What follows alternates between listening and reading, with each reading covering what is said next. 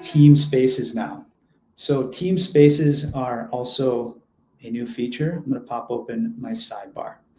Previously on Speakable, we had something just called Spaces. And Spaces allowed you to organize content, invite other teachers to your space, and it was just kind of like a Google Drive where you could share information. That's similar to what we have right now, but it now lives with your particular team and your organization. So if I'm in an organization, I can actually create many different teams in my organization. So again, I mentioned this earlier, but if you have a Spanish department, a French department, and ESL department, you're going to want to put those teachers together so they can share content and curriculum. I'm going to go ahead and show you switch to a team. So if I flip over to Teamspaces here, if I create a team, I'm going to automatically get, oops, looks like am I not sharing the right screen?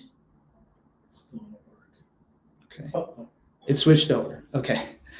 So if I create a team, I'm automatically going to get access to this workspace.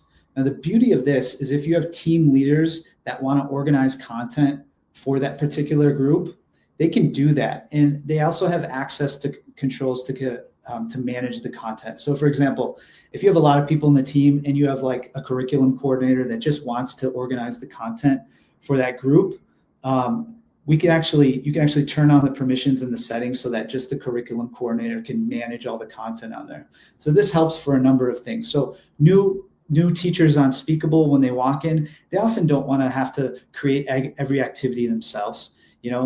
Oftentimes there's someone who uses Speakable and they really just enjoy making the activities for their students. And this is a great place to share them. So in the team workspace, I obviously can see the other members of this particular team, my Spanish team over here. But the real magic happens when we start organizing that content into folders. So again, you can kind of think of this like a Google Drive in the sense that I can store really any type of information I have in here, whether that's Speakable activities, which obviously is kind of the best use case for this, but also if I have rubrics that I use and I want to share with my colleagues, I can add those rubrics here as well. So this is my particular rubric library. If I create one, I can select it and I can add it to that particular team space. So your teachers can go in, they can add them or save them to their rubric libraries, and they'll have access to use them anywhere. In addition, if I want to create, like, this is for my Spanish department, right? I've got an overview here of my entire Spanish 1 curriculum.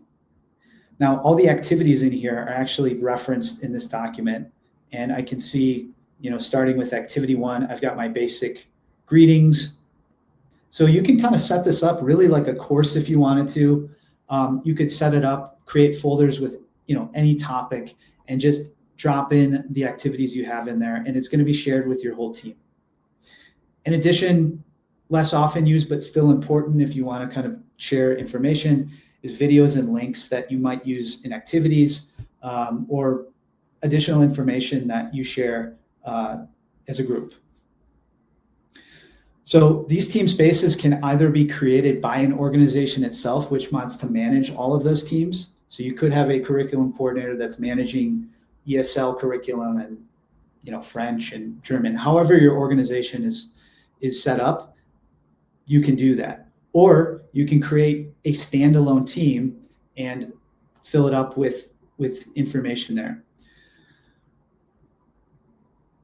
Okay, and then going back to kind of wrap up what we have here, you just have quick access, and obviously the most recently used activities will be here.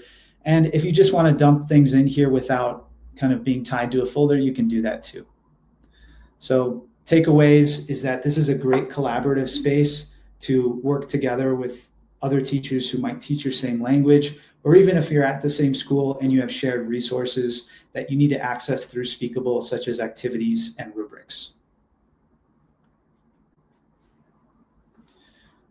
Okay, we're going to get into more details about the teams in a little bit, but this particular team is tied to an organization, so you're going to see there's no invite button, but inside teams, normally when you create one, you'd be able to invite all the members in your organization. The people who set up the teams are team admins, and they'll have full access to the settings panel and admin and setting up team plans.